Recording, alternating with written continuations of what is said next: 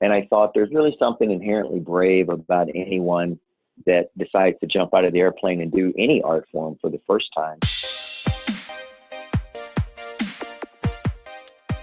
Hello, and welcome to the show. Welcome to the Creative Mindset Podcast. My name is Isolde Trachtenberg, and I'm thrilled you're joining me today. In this show, we explore how to live your exciting, creative, and most fulfilling life. Hello, and welcome to the show. My name is Isolde Trachtenberg, and you might remember that I am the host of the Creative Mindset Podcast. This is the final episode of the stand-up comedy series, and it would absolutely not be complete without this next very special guest. Griggs has been a regular host for TV Land's Prime Movies. He's also been on TV on Saturday Night Live, Bravo, Hulu, and the Discovery Channel, among others. In addition to being a stand-up comedian, he is also an improv veteran at the People's Improv Theater with the troupe The Baldwins. Just recently, he was a guest on SiriusXM's Progress Channel with Tell Me Everything. He's done so much, but you know what? I got to tell you, I know him best as the terrific instructor for our Introduction to Stand-Up Comedy class. I am thrilled to welcome Griggs to the show. Chris, how are you doing? I'm fine. Thank you for that lovely bios and teacher promo rep thing. That was nice. Oh, it was absolutely my pleasure. So I want to ask you really quickly, if you wouldn't mind, Sure. What got you started on the stage as a comedian to begin with? Because that's the beginning of everything as far as I'm concerned. What got you, what made you go, you know what, I'm going to be up there?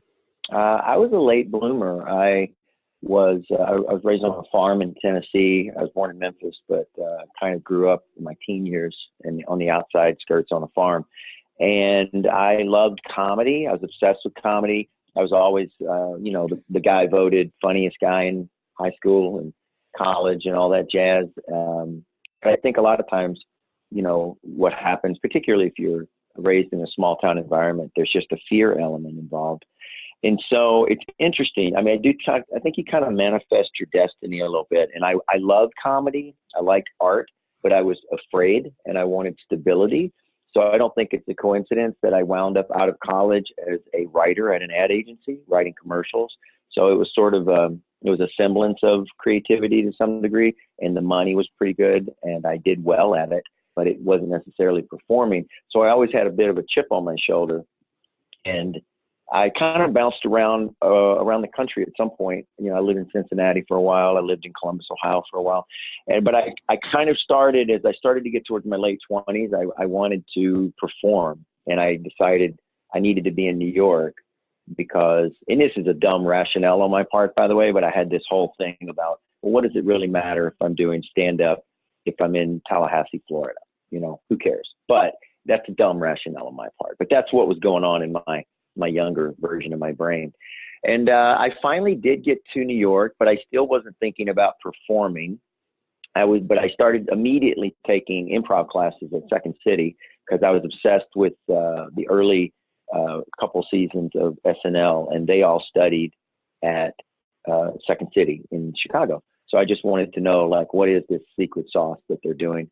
And I used to pass a club near in my neighborhood, Stand Up New York. And I used to look at it and always kind of think, man, I'd like to go in there and do that. But I wasn't really doing any open mics, but I was taking improv classes. So I was taking improv classes and performing to some degree on class shows.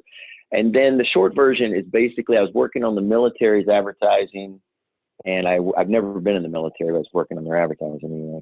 And I was supposed to be in the Pentagon the day after 9/11. And I was in a meeting preparing for our meeting at the Pentagon, and then 9/11 happened. And then, I don't know, something just kind of switched in me, I think, when that happened. I didn't immediately quit my job, but I knew that I was going to start performing. So I immediately kind of started taking stand-up class at Stand Up New York, interestingly enough, from a wonderful comedian named Mary Domino. And I just got hooked. So from that point on, I kind of switched, my brain switched over to life is your memories at the end of it. So I didn't even really get too hooked into, I had to be a millionaire, I had to be successful. I just became very obsessed with the idea of one day when I'm in an old folks home, I want to be able to know if I could perform stand up and improvisation and comedic acting at a professional level. And so that was my only benchmark. And that's kind of how it started. So I started a little late, but my goal was really just to do it at a professional level. And New York doesn't give you a lot in the terms of whether or not you're going to make it or whatever that means. It means different things to different people, but it can give you the experience of being around the best of the best in art forms like stand-up, for example, where you can really put yourself up against the best people in the world and find out how you measure up. It's just a matter of diligence and talent, and then, just being able to take the pain and that sort of thing. So that's kind of how I started to get into performing. Wow. And just being able to take the pain. Yeah. Oh, my stars. Yeah. Taking the I mean, pain. there's absolutely, thank you. May I have another? And Yeah. it's funny what you said about being a late bloomer. I'm even a way later bloomer than you. I'm 53 and I just did my first stand-up comedy set. So yeah, I mean, but I'm not sure that there's an age limit. Rodney Dangerfield, wasn't he in his 50s when he started? So, that gives me some hope. Yeah. But I did right? Sure. So I did want to ask you real quickly, what drew you then from, now you're a professional comedian and a professional improv performer, what drew you to teaching? How did you go from I'm doing it to I want to pass on the knowledge? I had no interest teaching, and this is going back a ways. And also, partially, I just had no interest in teaching, and partially it was taking time away from me performing. And partially, I think sometimes there's a stigma where if, people that can't do teach sort of a thing. And I'm sure that's true, because I've certainly had teachers in my life that couldn't perform at all. And I didn't want that. I was very much, especially in my early parts, I was kind of against anybody putting asterisks on me. And then what happened is a guy named Nate Starkey, back at the original Pitt Theater on 29th Street, they used to teach what's called a drop-in improv class.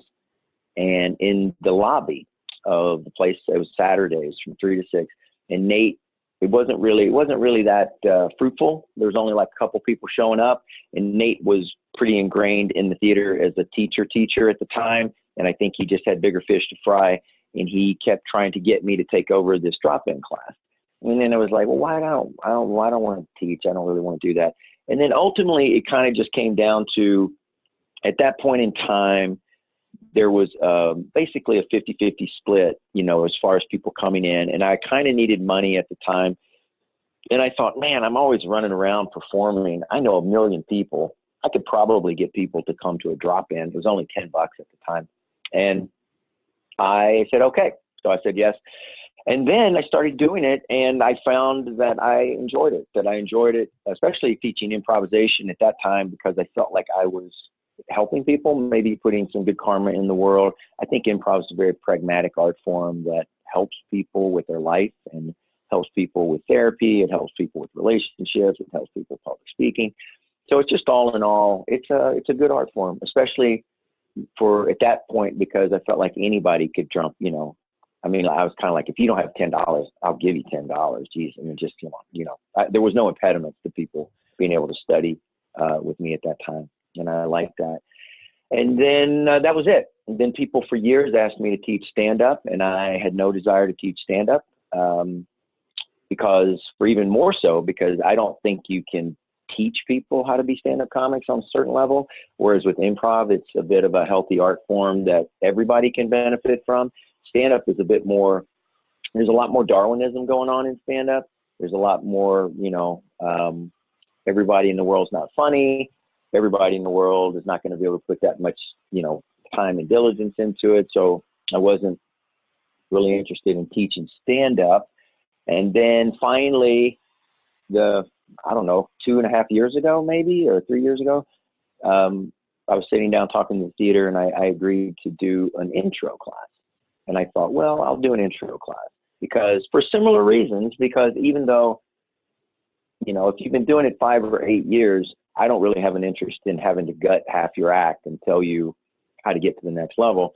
But if you're doing intro, I started to remember how valuable Mary Domino was to me when I first started, just by giving me some basic structure. There's a it's a tough thing to ask someone to do, to go to open mics and to put themselves out there like that. It can be very lonely, and particularly if you don't have material, and it can take a long time. I mean, it can take months and years for some people to just even understand kind of a basic structure for how they could write towards stand up.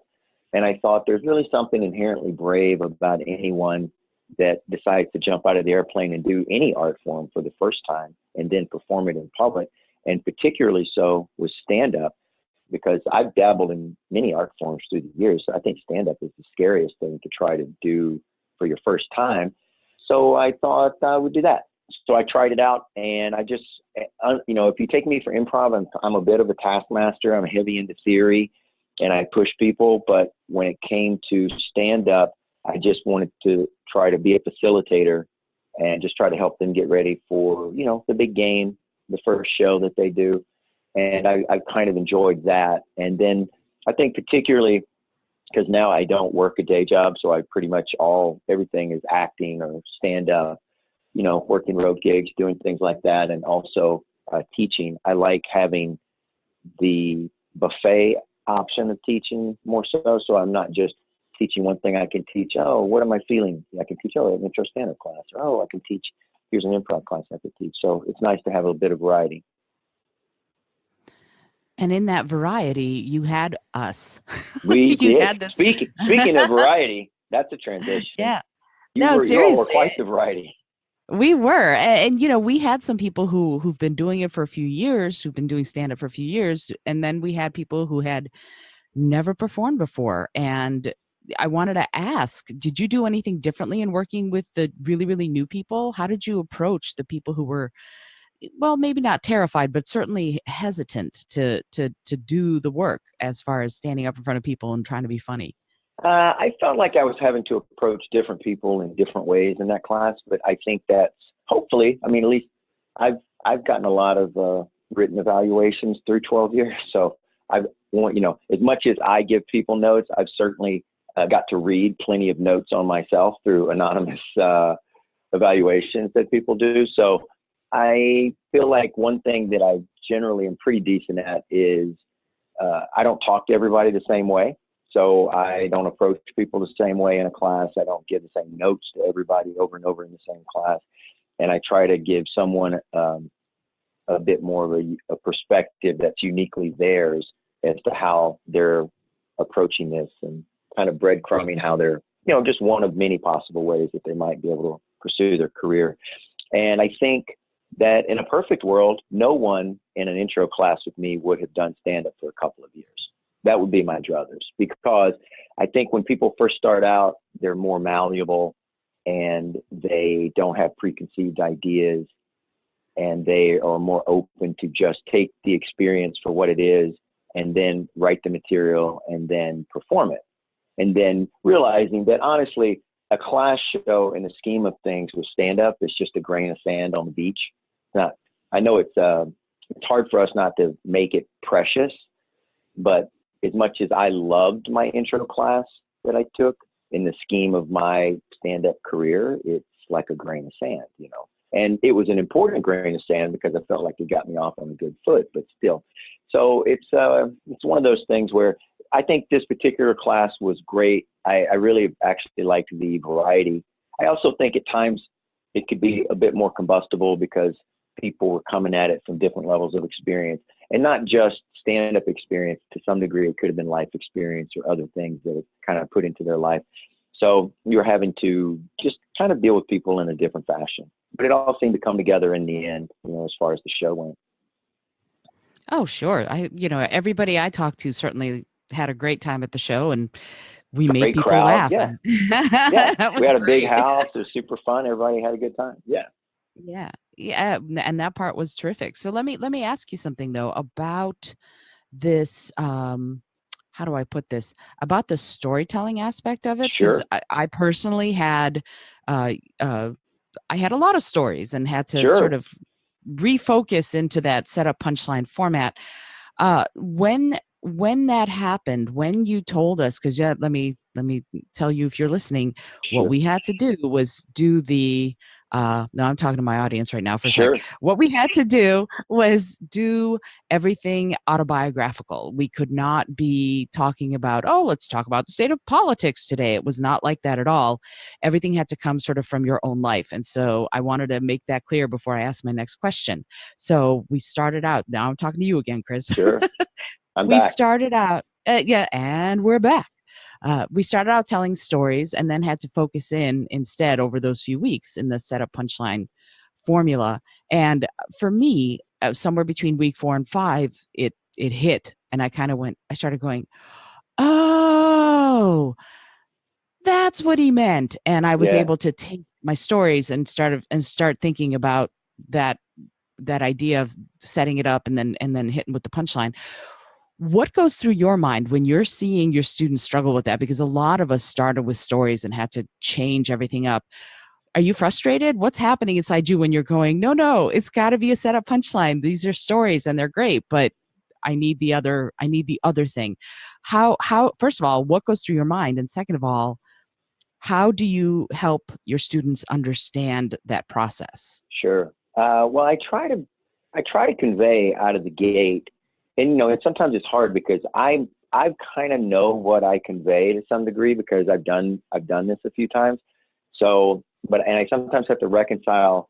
I know that I covered this, but it doesn't always mean that people assimilate the information or hear the information in the way that I think they do sometimes. So, like Sure. I know from the first hour of the first class that I kind of get into the storytelling versus stand up.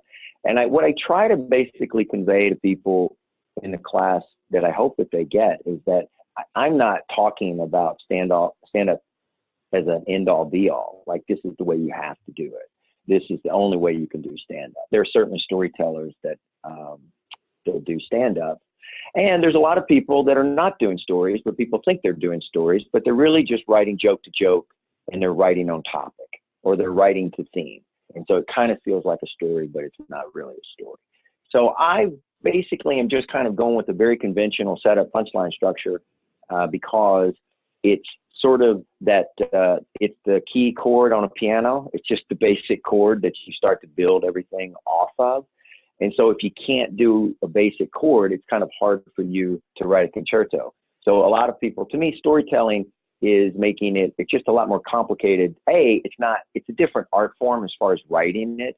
And I even said, and I know in the first class that there's a wonderful storyteller named Harmon Leon that I'm a big fan of that also teaches storytelling to some degree. And if anybody in my class ever takes Harmon, they're going to realize it's daylight and dark. The way he's going to talk about storytelling is the opposite of what I'm going to do about stand-up.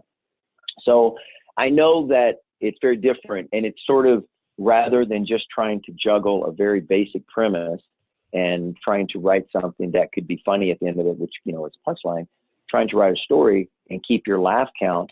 You're doing a 3-minute class show set.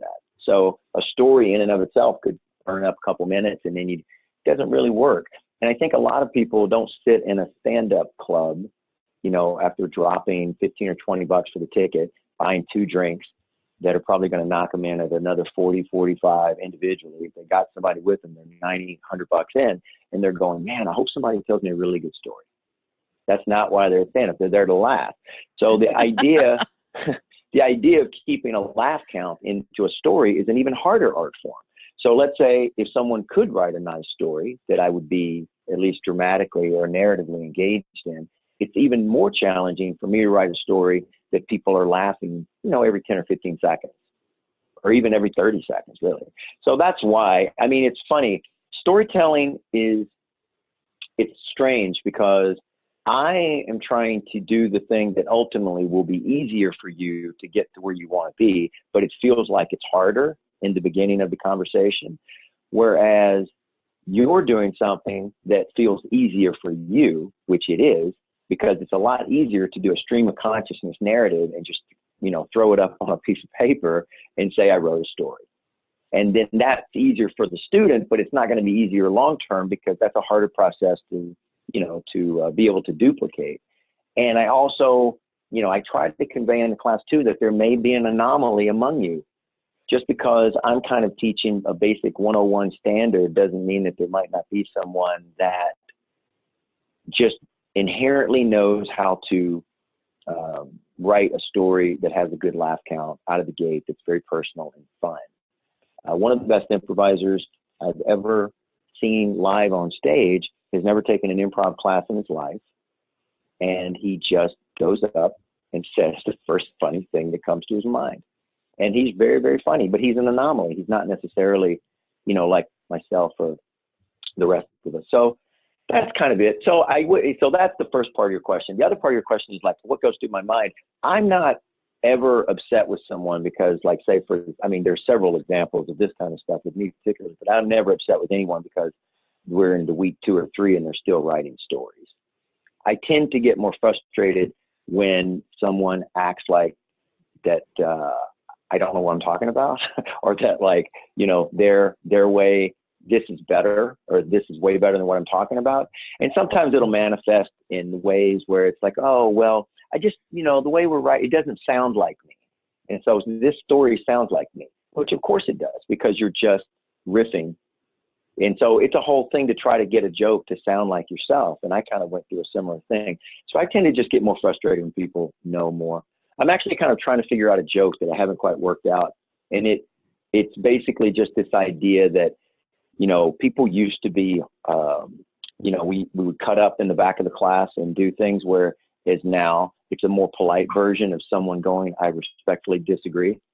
And I haven't quite figured out what to do with the joke, but there's something there where it's basically the same thing, is that I got this, I don't need this, but it's a similar kind of a thing going back and forth. I just don't like other people teaching the class or hijacking it, because I just want it to be a 6 weeks fun thing. And that's kind of it. But I don't really tend to get frustrated until I have to keep like dancing for people and proving to them that, after this time that I actually know what I'm talking about, because I'm already giving everybody the caveat of, it doesn't mean I'm right. I think there's a lot of right ways to do something.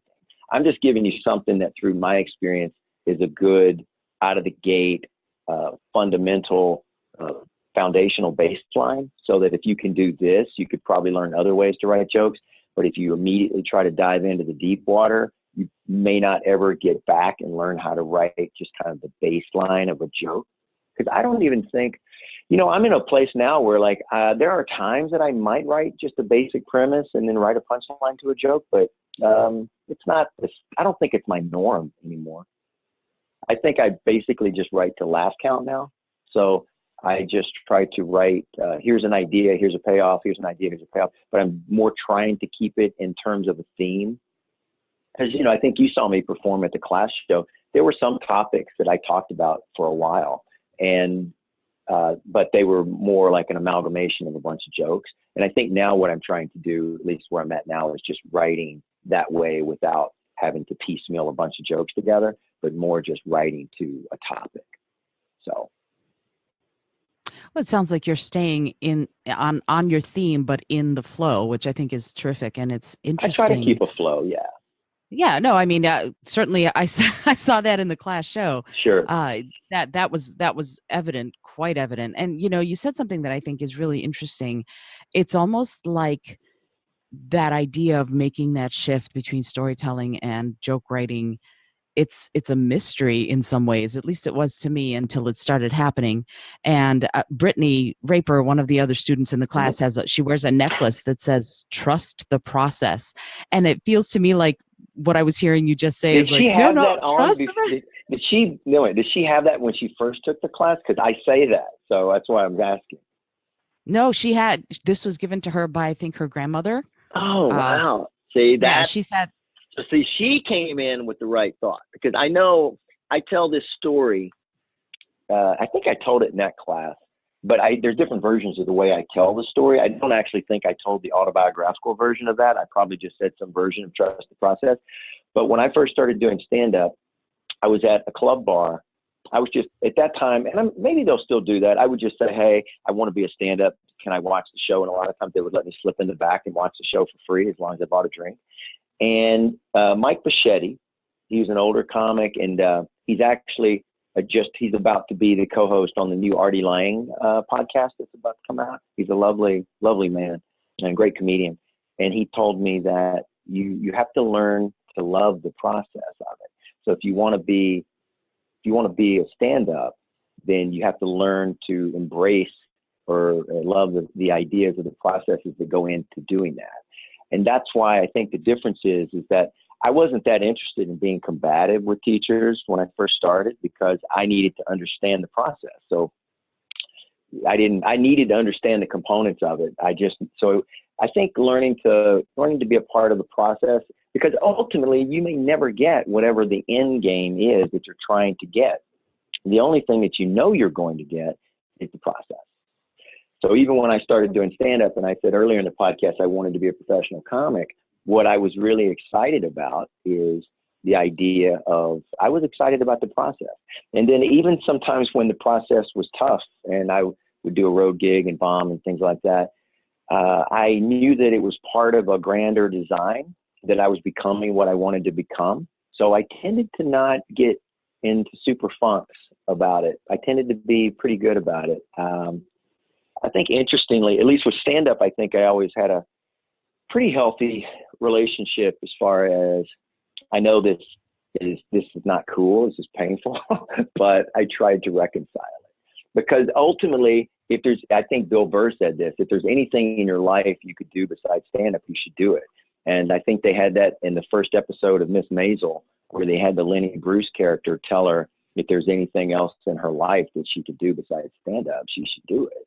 Because it's just not an easy art form it's not an easy art form to get good at. And then you find that even when you get good at, there's a lot of gated communities out there, and it's saturated with people trying to become stand-up comics. And it's hard to distinguish yourself. It's hard to get a look. And it just never seems to really go away in that regard. I mean, I have TV credits, and it's still hard to get somebody to look at me for certain opportunities. So, and that is so interesting that you mentioned this idea of, constantly, no matter what, you're still trying to break in, no matter who you are. yep. And with Marvelous Mrs. Maisel, I think one of the things that the show sort of kind of glosses over a little is that she is one of those anomalies, that you were mentioning earlier. Midge is funny and brilliant, and even her husband, I think at the end of the first season, he's like, she's good, damn it, she's good. And it killed him that try as he might, he wasn't. But not only is she good, but the writers make her scathingly brilliantly funny just about every time she opens her mouth. So I'm actually looking forward to seeing if Midge ever bombs. I'd like to see that on the show, because that would be just a little bit more realistic, because that's been an impediment for me. I've watched the first 2 episodes, and I sit there and I can rationally say to myself, this is a very well written show. This is a great show. This is very well acted. I enjoy this show. But I've watched the first 2 episodes, and it's so hard. I have to get past this notion that someone that doesn't even want to do it, that's not interested in it, could have a nervous breakdown and just be brilliant right out of the gate. And so that's even beyond an anomaly, because even people that we think are, I think Dave Chappelle had already done it many, many years before he, quote, got discovered. Eddie Murphy was 19 when he got on. Like, Eddie Murphy is a true anomaly. He was 19 when he got on SNL. So that's a for real kind of anomaly. But most comics that we think were discovered they put in like 10 years before they actually got good. And even now, when we're seeing more comics, or younger comics particularly, get, quote, quote, discovered even sooner, it's not great the way she was in that episode, because they've maybe done it 4 or 5 years, and so they kind of have what they have. And it's funny, but it's not like Killing Them Softly funny, that sort of thing. Right. Yeah. Well, and not to make this whole discussion be about Marvelous Mrs. Maisel. Sure. I think the thing that I love about the show is that she's undaunted no matter what. And I think that's something you tried to tell us in the class. It's like, you better want it. You better want it really badly, or don't do it. And it's true. Lenny Bruce told her in the show, and you mentioned that in the class too. It's like, if you want to be a professional stand-up, then this better be the big focus, because it takes a lot. And, for me now, I'm riding the subway and I'm writing jokes on my phone, and they're not stories, believe it or not, they're actual There you jokes. go. So, And which I think the is irony great. though might be is that I might see you on 2 years from now doing stand up, and they're all stories with great laugh count. And it could be the totally opposite of what we're doing. That's the irony of the whole thing on some level. Sure, but know the rules before you break them, I think, and That's all that's I'm saying. That would so probably be a yeah. much more concise way for me. I think I always say that thing, I'm just teaching you a chord on the guitar, but eventually you'll play jazz. It's just like, Right. just stop fighting me on basic rules before you decide to break them. Because when you start Yeah. breaking them, I won't be in your life. I'm going to be somewhere else. And then you can break all the rules you want, but understand it, understand the rule before you decide to start, fighting the tide. I didn't invent this stuff. I'm just somebody that, has been around and watched a lot of this and read a few books and all that. So. Well, you were also quantifying it for us in a way that is, because stand up is so different from, well, for me, just about any of their art form. I've got 3 decades of being up on stage and performing, performing music, acting, whatever. I have now what, 3.5 minutes of stand Sure. up, stand up experience. So there is that idea of quantifying something that feels so ephemeral, making people laugh. You could do it in a way that works, so you can do it in a way that you feel like a complete idiot, at least I can. And Sure. my husband is an artist, and he painted this painting. It's called The First Joke, and it's one caveman. There are 3 cavemen. One caveman throws a rock at the head of the second caveman, and the third caveman laughs. And yeah, see, and it's the first joke. And so this idea of, it goes back to, it's probably pre-language, comedy is probably pre-language. We weren't always saying things to be funny. So this beginning of it, for those of us who were in the class, it was in many ways a whole new world. So I did want to ask you, when we were exploring this whole new world in class at the class show, Sure. what was going through your mind as we were doing our sets? Like, if it were me, I'd be a mother hen about every one of the students going up there. What was going on with you when you were watching everybody do the sets that they'd been working on for 6 weeks? I think it surprises people, because people ask me that, and I think it surprises people, but I don't really think about it. I've kind of let it go at that point. So I think in terms of, I know that the reality is that I'm only really interested in people, not interested in. Again, that set is a wonderful grain of sand in your career, and it will be something, and you're going to do thousands of sets. And honestly, I don't even remember. I kind of remember my first set, but I know where I was, but I don't remember that much about it. And so to me, as soon as you decide that you're going to go to the class show, you've won. As soon as you walk on the stage and you grab that mic, you won. Because the truth is, somebody might kill in that class show, and that might mean nothing over the course of the process of their career. And someone else might have a very bad set in their estimation, and it might have a profound effect on them that puts them on a path to where they become a professional stand-up comic. So I don't necessarily know, because sometimes people will ask me for notes, or they'll ask me for things. I said, I really just don't even watch it in terms of that. I might pick up a few things that I'll pass on to someone, like, oh, you're kind of, you're walking sideways a lot, or you're shaking. I don't know.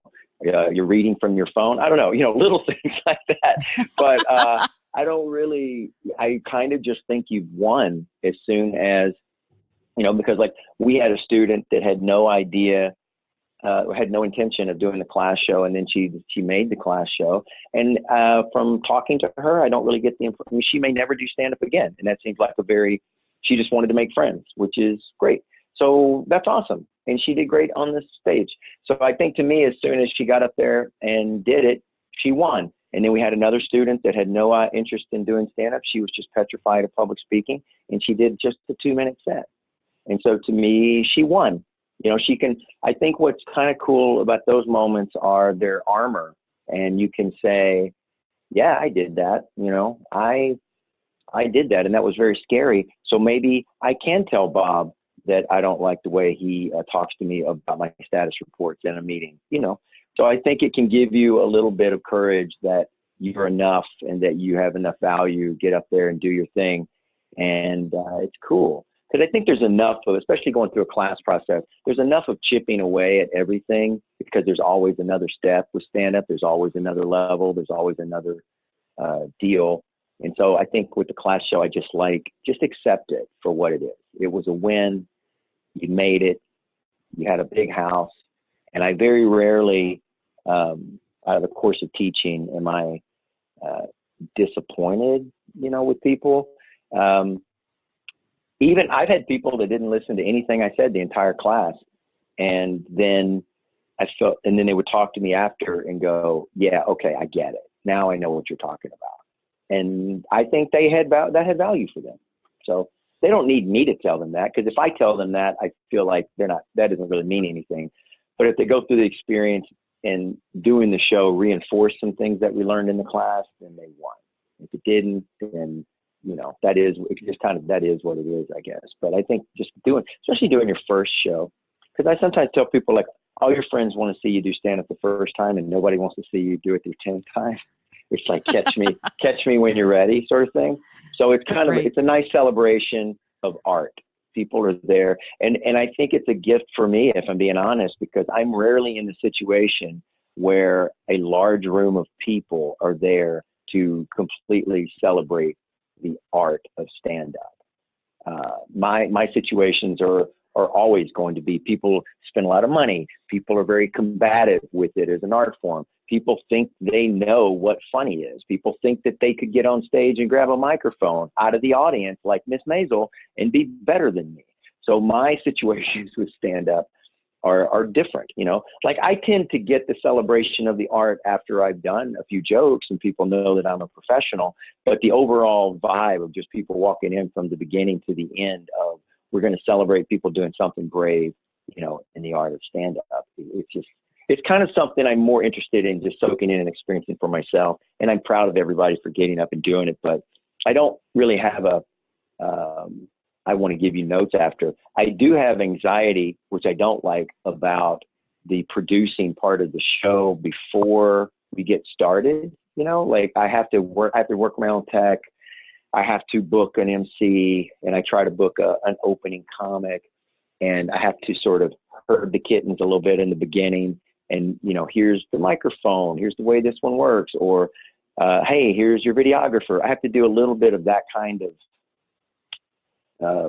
you know, I don't want to say babysitting, but that is kind of what I'm doing to some degree. That does stress me out a little bit. But as soon as the MC gets up, I'm pretty much in a good place, and I'm like, oh, this is great, and look at them, they're doing it, and all that. So yeah, I like that part of it. The show is one of my favorite parts of it. Oh, sure. Yeah, Ours too. as one would imagine. Right. Yeah. No, I really like the pulling my own hair out while I'm trying to write the punchline to a joke at 3:00 in the morning. That's my favorite part. No, I mean, but seriously, if we're gonna say, let's trust the process and maybe even go so far as to love the process, then on some level, you do have to be okay with tearing your hair out at 3:00 in the morning when you're slaving over a punchline. And for me, it's not simple, because how do I put this? I gave myself permission to suck at this, because I know how other aspects of what I do, I know my skill set. I don't have any skill set with this. I mean, I have 6 weeks of 3-hour classes skill set, but that's it. And so it's very different approaching it with sort of a beginner's mind and going, well, I don't have any idea, and I'm gonna see how it unfolds as I work this. And it did. There was that between week 4 and 5 sort of transformation that allowed me to start seeing even my stories in terms of set up a punchline within the story. So, because I have a feeling you're right. I think it's going to be 2 years from now. You're gonna go, yeah, she's a storyteller, and I'm okay with that. That's fine. So, yeah, no, it is, Yeah. and I had to come to terms with that in my own head, you know, just because what I wanted to do was to go up there even if I sucked. And I don't think I sucked, so I'm good. Right, you didn't. Yeah. That's There's a that's the there thing. is a It's like, sometimes I'll say, like, there is a noble effort with art, and and I know this is, I don't know, I'd say we should talk about this a year or two from now when you're doing storytelling, but I don't think people want to do stories when they first come in an intro stand-up class because they're being brave. I think it's because it's less scary. So sure. And ultimately, absolutely. I always tell people, like, a real choice is when you can do both. So, like, Right. I started doing storytelling a couple of years ago, and none of the stuff in my stories is from my stand-up, and none of the stories are in my stand-up. And it's just that whole thing about a real choice is where I can do both, and I'm artistically choosing to do one thing. But it's really less daunting for people to be able to just kind of get up and riff and write down some beats off a riff of memories. And you can even see it, even the stories. Because I think, to some degree in this class, in most classes, there's always some people that they never quite get out of big blocks of material. And you're empowering yourself more by having more nimble jokes that you can maneuver on the fly. Then you can't really duplicate your kind of riffing stories and things. But once you sort of get down your process, then sure, you can do a lot of things. I mean, Right. I had a great student that he decided he was a storyteller, and that's what he did. And after a while, but he took the scary part of learning that middle C on the piano, and then he kind of built it out, and then he started doing storytelling. Absolutely. Again, know the rules before you break them. And Sure. there are rules, it sounds like, to storytelling, and also to, obviously to joke writing, stand up, and all of that. And what we, the students, got out of this was learning that foundation. And now now we're off to build whatever it is we build. So I'd Sure. love to ask you, if you wouldn't mind, just as a sharing thing, how can people find you, and what's next for you? What are you working on now that you can talk about? I'd love to know, like, your Instagram handle and all of that, so that when Sure. people, and I'm sure they're going to want to follow you, Follow where me. can they find you? Yes, absolutely. And All go right. see Chris perform. He's great. There you go. There you go. I'm Chris Griggs, Griggs. So my website is chrisgriggscomedy.com. I'm actually revamping it right now, but the old one's still up for now. And my social media is on my website, but my Twitter is @me, Chris Griggs. My Instagram is Chris Griggs Comedy. And I also have a Chris Griggs Comedy Facebook account, and you can follow me on all of those things.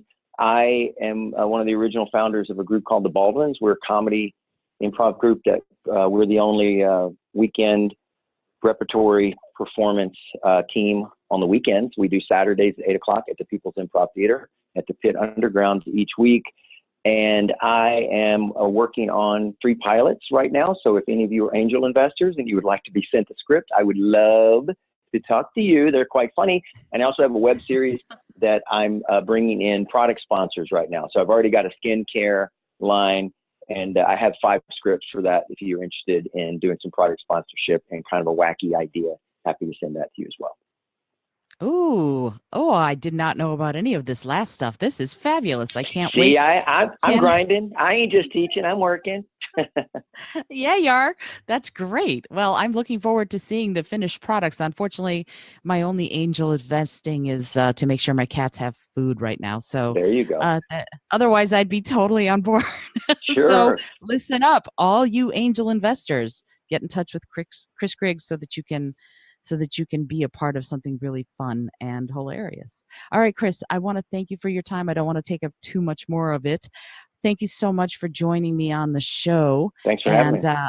Oh, yeah, it was great. And I'm looking forward to seeing what you do next and seeing you at the Baldwins. I love living in New York, in part because I get to go, I'm going to go to the People's Improv Theater on Saturday. I'm going to see There's the also Baldwins an at 8 intro o'clock. stand-up class right now. If you go to the Pit's website, it's the Pit NYC or the pit-nyc.com. If you go to the class section, there's a new intro stand-up class they just put up yesterday.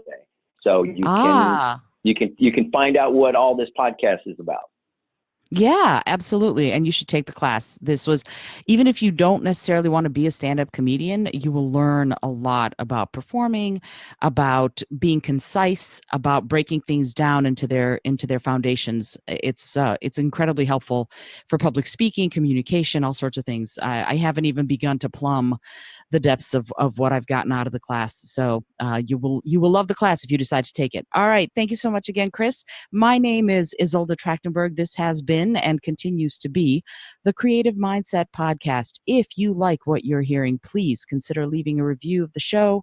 It would mean the world to me to hear your thoughts on it. Until next time, I'm sending you all of my love. Thanks so much for joining me today. I really appreciate you being here. Please subscribe to the podcast if you're new, and please tell your friends about the community we're building here. Today's episode was produced by Isolde Trachtenberg and is copyright Isolde Trachtenberg 2019. Today's music was from Kevin MacLeod, Laser Groove, and Ave Marimba, brought to you by Creative Commons License 3.0. As always, please remember this is for educational and entertainment purposes only. Past performance does not guarantee future results, although we can always hope. Until next time, I send you all of my love.